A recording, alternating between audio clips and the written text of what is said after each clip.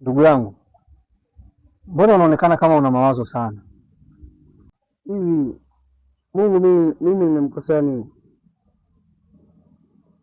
Maana jua la kwangu, mvua ya kwangu, yaani kila siku nashinda nafanya kazi, lakini sioni mafanikio yoyote.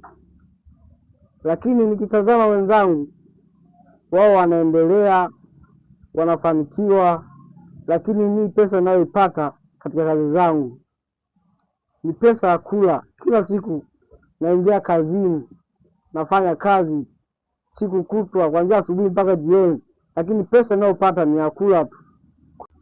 Ila nikitazama wenzangu ninaofanya nao kazi, wao wanaendelea, wanajenga, wanafanikiwa. Kila mtu sasa hivi amefanikiwa. Kwani mimi Mungu nimemkosea nini? ndugu yangu? Kuna mwanafalsafa mmoja anasema, alqalilu kathiru, kidogo unachokiona wewe ni kidogo kinaweza kikawa ni kingi, lakini tu muda ambao kaniita utakuwa unatosheka.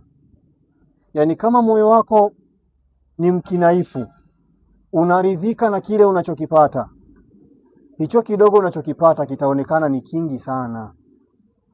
Lakini akasema, walkathiru qalilu idha tami'ta, unaweza ukakipata kingi sana, lakini kama moyo wako utakuwa una tamaa, kitaonekana ni kidogo tu, hata ukipewa dunia nzima. Mungu wala hajakuonea. Mungu yuko sahihi, anakupa kile ambacho anachohitaji yeye, sio unachokitaka wewe. Hivyo basi, cha kukushauri ni kitu kimoja tu, ridhika na hicho unachokipata.